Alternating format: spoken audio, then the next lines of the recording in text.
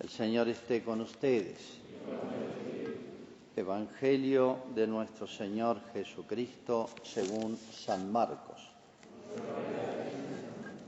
Jesús llamó a los 12 y los envió de 2 en 2, dándoles poder sobre los espíritus impuros. Y les ordenó que no llevaran para el camino más que un bastón, ni pan, ni provisiones, ni dinero, que fueran calzados con sandalias y que no tuvieran 2 túnicas.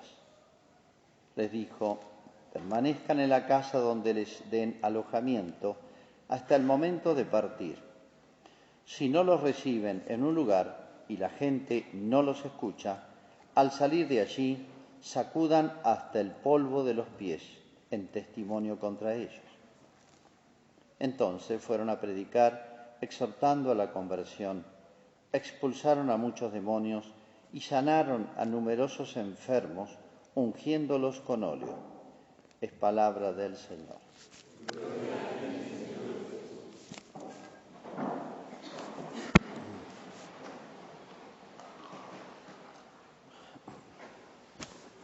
En toda mi vida, siendo que he atendido muchísimos enfermos graves, me ha pasado 2 veces nomás, o 2 veces y media, que la persona no quería arrepentirse, ni recibir el sacramento del perdón, ni la unción, ni el sacerdote, ¿no? Una vez una persona que no estaba mal, pero bueno, no sé cómo murió, misterio. Y en el otro caso, un famosísimo personaje, no voy a dar más datos para que no, pues a su nombre tiene edificios en la provincia. Yo quisiera visitarlo, y sí, era amigo de la familia, y me dice sí, pero que no, estaba grave, pero que el cura no me hable de confesión. Está bien, no le voy a hablar de confesión, no le hablé de muchas cosas. Tampoco sé cómo murió, pero bueno, es rarísimo, raro. Miren, fui 4 años y medio capellán del Hospital Central de Mendoza. Ahí moría, no sé, iba 2 veces por día a terapia nada más. Y atendía todos los hospitales también de la zona, más chicos, Socorros Mutuos, la Policlínica del Quemado, Cría de Huesos, etc. Bueno, así que miren si habré atendido enfermos y rarísimo que se resista una persona que tenga, incluso evangélicos. Me han recibido muy bien. Es muy raro realmente. Y en ese sentido, los hospitales son, yo diría, un santuario, o son más que un santuario. Si hay un lugar de gracias y donde el hombre se rinde, se entrega, es un hospital. Uno ante el dolor y la proximidad de la muerte, bueno, parecería que un hospital es un lugar de dolor, de tristeza y hay que escapar, pero bueno, el sacerdote ve otra dimensión, otro aspecto. Es una cosa realmente notable. Pero mientras no entremos al hospital, muchos se dan, no sé si decir el lujo, de resistir a la gracia de Dios. Fíjense, en este episodio Jesús hace una primera práctica apostólica pastoral con sus apóstoles. Es un acto medio solemne, llevan 2 años con él, los llamó a los 12, ya están los 12, y los envió de 2 en 2, dándoles poder sobre los espíritus impuros, sobre el demonio, o sea, el poder de exorcismo. Los otros evangelistas cuentan esto, cuentan un poquito más, poder sobre los demonios, de curar enfermos y hasta resucitar muertos, dice. Bueno, San Marcos es más escueto. Recuerden que los evangelios, sobre todo San Marcos, es una especie de guía. La Iglesia se extendió con la predicación oral, no con el librito, no. Los cristianos no dictaban los evangelios y lo pasaban, sino que el evangelio era una guía, porque de tradición oral encontraban esta frase y la explicaban 1 hora, porque por tradición oral habían recibido mucho más que lo que está diciendo este texto, ¿no? Eso es casi una guía. Les ordenó que no llevaran nada por el camino, sea un testimonio de desprendimiento, de pobreza y de confianza en la providencia. Fíjense, esto significa, así rápidamente, el poder de hacer milagros, el poder contra el demonio. Y acá no lleven nada, no les va a faltar nada. Y a la vuelta le dice, ¿le faltó algo? No. Como diciendo, yo manejo todo. Ya les había hablado de la providencia. No se le cae un pelo de la cabeza, etcétera, uno sin que el Padre lo consienta. Los pájaros no trabajan y comen, las flores más hermosas se visten bellísimamente y no tienen que gastar en telas, dice. Bueno, como diciendo, confíen, porque yo respaldo la acción de ustedes. Y acá le dice una frase que tal vez les ha llamado la atención: permanezcan donde los reciban, y si no los reciben ni los escuchen, váyanse, sigan de largo. De la persona que es refractaria a las cosas de Dios, no pierdan tiempo, porque bueno, no hay que obligarlo a la persona, a nadie se obliga a creer, y jamás en la historia de la Iglesia, este es un principio, está desde clarísimo del Evangelio, jamás se obligó a creer a nadie, porque la fe es un acto absolutamente libre. Yo puedo hacer un esfuerzo por convencerlo, yo tengo y puedo hacer esfuerzos para dar razones de que es bueno creer, pero el acto de creer es absolutamente voluntario, ¿no? Bueno, ahora uno se pregunta acá, y yo me pregunté ante estos casos, y bueno, todos los sacerdotes algún casito hemos tenido, raros. En los hospitales rarísimo. En la vida cotidiana, cuando todos andan las cosas bien, no es tan raro. Yo diría hoy es muy común, ya de jóvenes, que son refractarios o cuestionan toda la religión. Recuerden que si yo cuestiono un punto, estoy cuestionando todo, porque estoy cuestionando al que lo enseñó, que es Jesús. No se puede elegir mandamientos, no se puede elegir artículos del credo, hacerme mi propia religión, eso es negar todo, ¿no? Bueno, realmente es misterioso esta actitud del corazón humano, de la libertad humana, podemos decir. Es realmente un misterio, esos misterios humanos. Y para decirlo con los términos que usaban nuestros abuelos, decían esas personas que viven muy impunemente sus transgresiones morales, más se glorían, desafían, hacen alarde, la difunden, etcétera, transgresiones morales o simplemente hacen alarde de su ateísmo. Nuestros abuelos decían, esta persona no tiene temor de Dios. Tal vez lo han escuchado ustedes. Esto sí que es sabiduría popular. Esto es la sabiduría cristiana en el pueblo. No hace falta saber mucha teología para ver la genialidad de esa frase, es bíblica. Esta persona no tiene temor de Dios. Primer punto, entonces, para pensarlo y mucho, algo que nos aclaró Cristo, ¿no? En la Escritura está. Y lo voy a decir con una frase que está en la Sagrada Escritura de muchas maneras, muchas veces. Dice así: principio de la sabiduría es el temor del Señor. Principio de la sabiduría es el temor del Señor. Probablemente ustedes hayan oído hablar poco del temor de Dios. Primero por culpa nuestra, que creo que predicamos poco sobre el temor de Dios. Y en segundo lugar, porque apenas uno escucha eso, la primera reacción es mala. Oh, ¿cómo le vas a tener miedo a Dios? A Dios hay que buscarlo por amor. Es un dilema, es una falsedad ese planteo. Se voy a explicar por qué. No. Principio de la sabiduría es el temor del Señor. Lo dice la Escritura. Es más, dice algo mucho más escandaloso. El temor del Señor permanece para siempre. O sea, en el cielo, ¿va a haber temor de Dios? Sí. Claro, la teología enseña, no lo voy a detallar ahora porque es un tema largo, que hay distintas clases de temor. Y yo me voy a tener en una nomás, el temor que se llama inicial. En primer lugar, primera aclaración obvia, por eso siempre hay que insistir en aclarar el sentido de las palabras que usamos. Cuántas confusiones hay, cuántas discusiones, cuántas peleas, porque hablamos de un tema, usamos las mismas palabras y entendemos cosas distintas totalmente. Y a veces aclarando los términos ya está. ¿Cómo voy a temer a Dios si es bueno? Es la bondad. Sí, el temor de Dios no es temer a Dios como alguien malo. Para arrancar, es temer las penas que pueda recibir yo. Es el temor más malo, más pobre, más miserable, por así decir. Temer la pena, el infierno. Y otro temor, que es un pasito más, se llama temor servil. Y un pasito más se llama temor filial, temor de ser separado de Dios, temor de perder a Dios. Muchas veces uno ha escuchado a padres, a novios: yo tengo miedo, tengo temor de perderla a ella, o perderlo a él, o perder un hijo, perderlo en el sentido de perder el afecto, el cariño. Es un temor que existe entre los hombres, temor de perder algo que quiero mucho. Imagínense Dios. Esto supone un sentido de Dios muy claro y una importancia de Dios muy clara.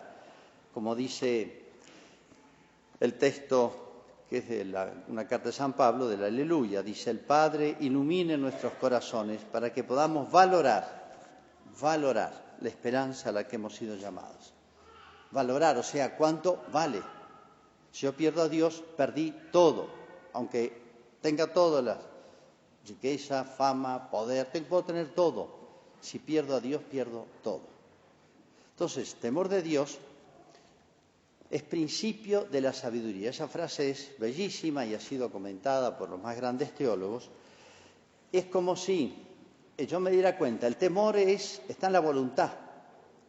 El temor y la fe son los primeros contactos que yo tengo con Dios, o las primeras consecuencias que nacen del contacto con Dios. Uno es de la inteligencia y el otro es de la voluntad. Por la fe yo acepto lo que Dios es, lo que Dios ha enseñado, etc. Eso es la fe. Y por el temor yo me muevo hacia Dios. No me lo quiero perder, quiero agarrarme de Él. Temo no tanto la pena, sí, también. En el pésame vieron que decimos, por el infierno que merecí y por el cielo que perdí. Pero mucho más me pesa porque pecando, mucho más me pesa, me debiera pesar, en realidad es la idea del pésame, la bondad divina, traicionar una amistad, una lealtad que de parte de Él ha sido impecable, por así decir, y de parte mía he fallado. Esa no correspondencia a la amistad. Pero bueno, hay un temor puramente que se llama servil. Temo la pena, temeré el infierno. Bueno, sirve, para algo sirve, me aparta del pecado. Y el paso siguiente es temor entonces de perderlo. Y fíjense, ese temor de perderlo produce un movimiento en el alma. La fe me muestra algo, porque es de la inteligencia, me hace ver. Y el temor me hace moverme hacia Dios. El temor está vinculado a la esperanza. La esperanza es ese movimiento del alma hacia Dios. Esperanza no es sentarme a que venga el colectivo, no es esa esperanza. Usamos la misma palabra a veces, tengo esperanza que llegue a tiempo del colectivo. No es una espera pasiva, es una búsqueda activa, la esperanza teologal. Entonces está pegadito a la esperanza, es la que pone en movimiento, si se quiere, también a la esperanza, o la que la refuerza, la que lo ayuda, la que está en el mismo sentido. Pero ese temor de Dios me mueve hacia Dios. Y es muy lindo. Y este es el que permanece en el cielo más purificado. O sea, en el cielo Dios va a seguir siendo Dios con toda su magnitud, con todo su esplendor, con toda su grandeza, con toda su excelencia. Y yo en el cielo voy a estar cara a cara a Dios. Y yo voy a estar con toda mi pequeñez, soy nada delante de Dios. Entonces, esa diferencia en grandeza, en perfección, de alguna manera me va a hacer también temblar. Y eso queda de ese temor con el que arranqué. Arranqué temiendo la pena, después temiendo perderlo por el pecado, ¿no? Temiendo perderlo, y después estremeciéndome, por así decir, ante tanta grandeza, tanta perfección, tanto ser, ¿no? Esto es el plan de Dios, ¿no? Fíjense cómo Dios ha calculado y ha previsto todas las cosas para ponerlas en el corazón del hombre, porque todo esto sirve. Es tremendo cuando una persona perdió el temor de Dios. es porque ha perdido la fe, van juntos, se nota en el temor. Porque hay gente que dice, no, algo debe haber. Yo creo en Dios, que debe ser la energía cósmica, qué sé yo. Entonces uno dice, bueno, ¿usted creerá en Dios o no? Pero el síntoma, por así decir, más claro, es el temor de Dios. Esos que desafían a Dios, con sus actos, con sus obras, con sus pensamientos, con lo que dicen, con lo que publicitan. Hoy se ha hecho cultura esto. Cuando digo cultura, me entienden, se ha difundido, se ha hecho... hay una palabra horrible, confusa y por el autor que la inventó y todo, pero se llama el inconsciente colectivo. Es un disparate decir esto, No existe el inconsciente colectivo, pero para que me entiendan. Es como si ya está en la cultura moderna, en el pensamiento. Temor de Dios que es útil. Podría contar muchas historias, un caso entre tantos. Cuando entraron los milicianos, sobre todo los milicianos catalanes, que eran los más duros, en un pueblito se llama, en la guerra española, Barbastro, ocuparon el pueblo y eran los más duros dentro de los rojos. Y bueno, ahí había un seminario de chicos claretianos. Ahí pertenece San Héctor, Valdivieso. A esa congregación. Estaba el seminario, había 50 y pico de chicos, los encierran en un sótano, la mitad que esto, estaba hasta hace poco. Y bueno, los milicianos ocupan y se dedican a divertirse con todos los presos, han ocupado el pueblo. Y los van sacando los chicos de a 2 o 3, los eligen para ir a fusilarlos. Yo estaba en el lugar donde los fusilaron a todos, los 52 pibes. Bueno, pero también entran en el seminario porque decían que habían armas. Siempre el pretexto, la iglesia esconde las armas. Sabían que no era así.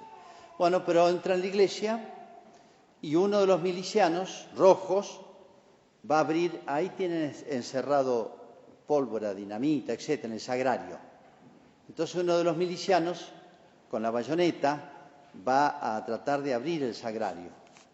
Y otro de los rojos, de los milicianos, que no tuvieron problema en asesinar cientos de personas, entre otras estos 52 pibes de 17, 19 años, todos, cruelmente los iban sacando de a 2. Imagínense en qué estado quedarían los demás.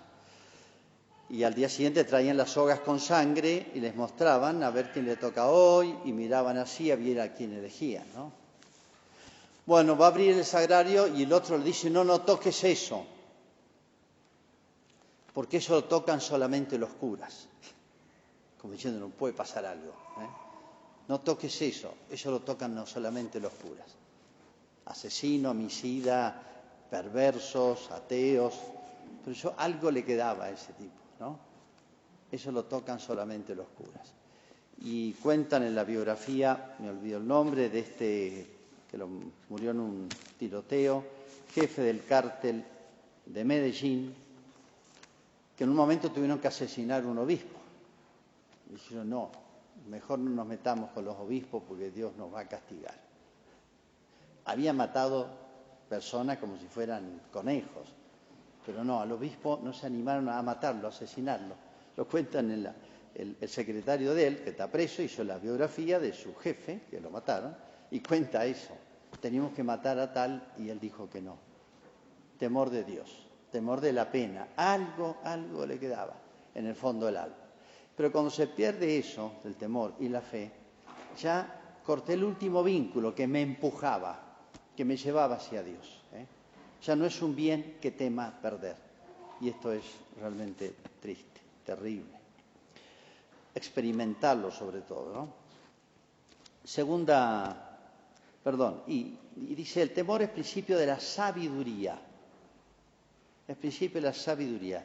O sea, ese temor de Dios, de perderlo, me impulsa, me mueve, no se queda quieto, es dinámico, me lleva hacia la sabiduría divina, que tiene que ser la norma y la regla de nuestra vida. La norma y regla de vida, y cuando digo vida digo todo, digo pensamiento, criterios, acciones, decisiones, todo. es la sabiduría divina, es el verbo, Cristo se lo llama la sabiduría divina. Entonces, principio, lo digo con otras palabras, el temor de Dios, al moverme hacia Dios, al someterme a Dios en un sentido bueno, al dejarme iluminar y conducir por Dios, toda mi vida se hace o se rige según la norma de la sabiduría divina. Principio de la sabiduría. Principio de que yo me deje iluminar, informar, moldear por la sabiduría divina. Preciosa la frase, ¿no?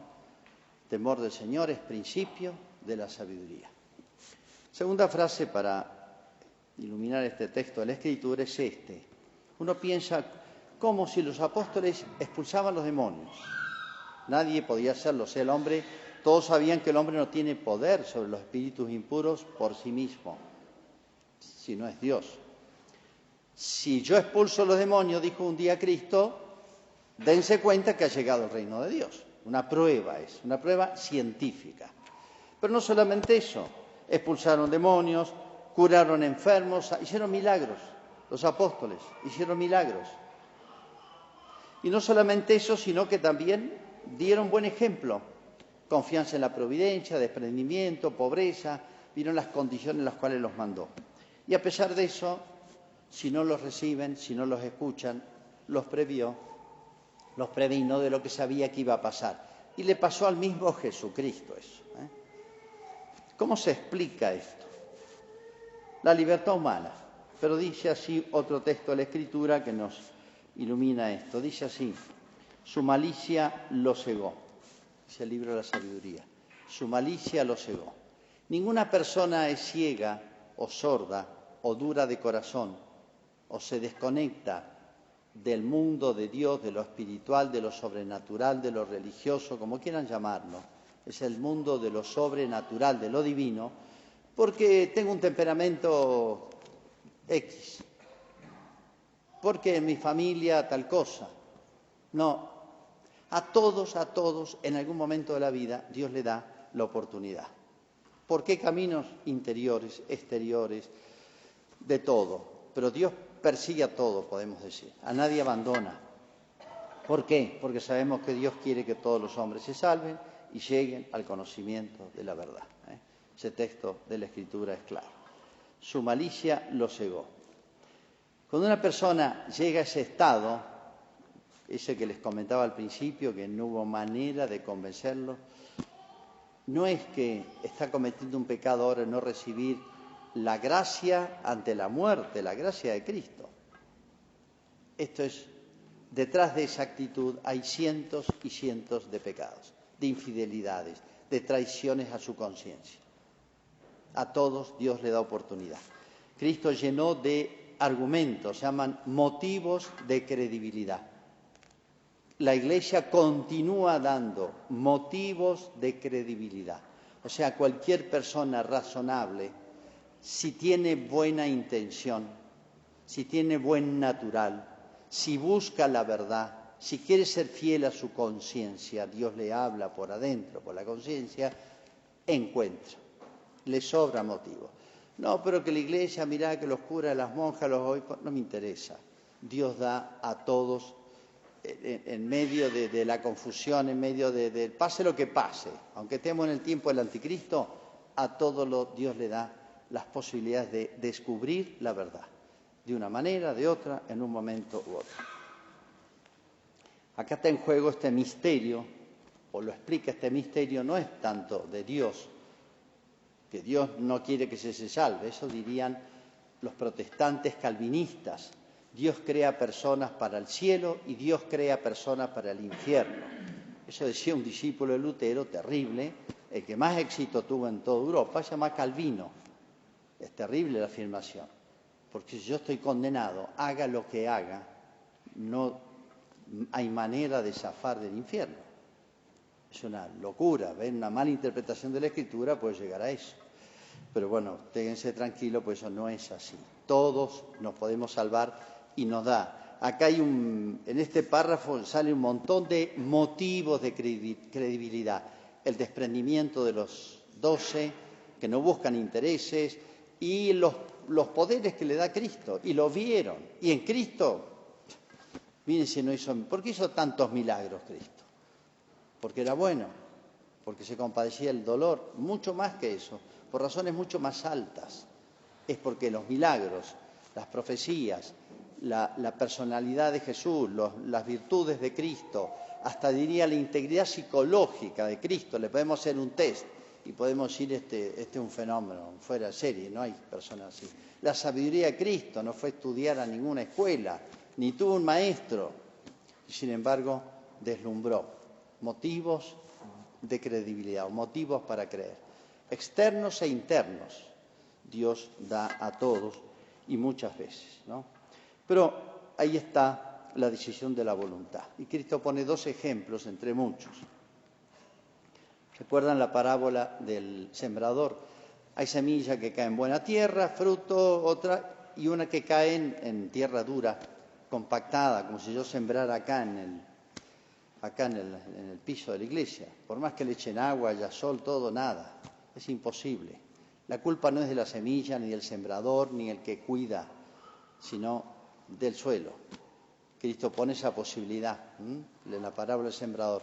O sea, como diciendo, no todo depende de mí, ustedes tienen que poner lo suyo. Y pueden ser refractarios a las cosas más grandes, más santas, más hermosas, más evidentes, más humanas, podemos decir. Y el otro caso más impresionante es la parábola de Lázaro. Recuerdan que ese hombre que vivía muy relajadamente se va al infierno y bueno, le dice a Dios, mandar un mensaje a mis hermanos porque están en la misma y van a terminar acá y no quiero que vengan. Y le responde, ni aunque ya tiene la ley de Moisés, ya tienen a Moisés, que lo lean y lo entiendan, ahí lo tienen. Si no quieren entender eso, ni aunque resucite un muerto creerán. Y Cristo resucitó muertos en la cara de los judíos y no, ahí decidieron, por así decir, profundizar su crueldad y decidir matarlo no solamente a Cristo y de la peor manera, sino a Lázaro, etc., ¿no? Así que entramos aquí en ese misterio tremendo de la libertad humana, donde se juega la eternidad humana. Y simplemente menciono, porque ya creo que todos los conocen, el mensaje de Fátima. Fátima no es para los chiquititos, no es para Portugal, es para el mundo, es para el siglo XX, para el siglo XXI. El centro de Fátima es Dios. Es lo que el ángel les inculcó a los chicos en el año 16, antes de las apariciones de la Virgen. El sentido de Dios. Está hermosamente descrito por Lucía. Después les mostró el infierno.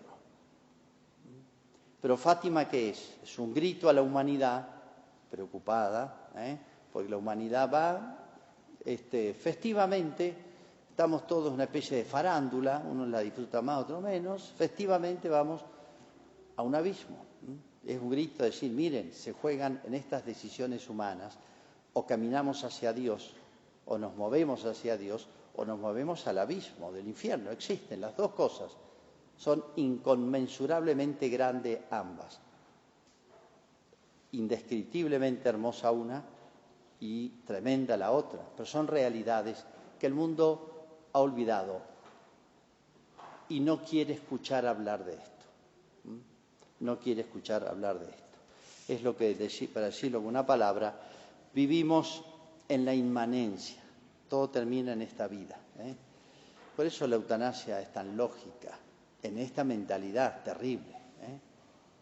Y el hombre está hecho para la trascendencia, que es exactamente lo contrario. Hay un más allá y es lo más importante. Al rezar el credo, fíjese, en cada afirmación, el credo es una puerta abierta al más allá, a la trascendencia. Cada palabra del credo es como si nos entrenara el pensamiento y el corazón hacia las verdades eternas y los bienes que nunca se van a perder.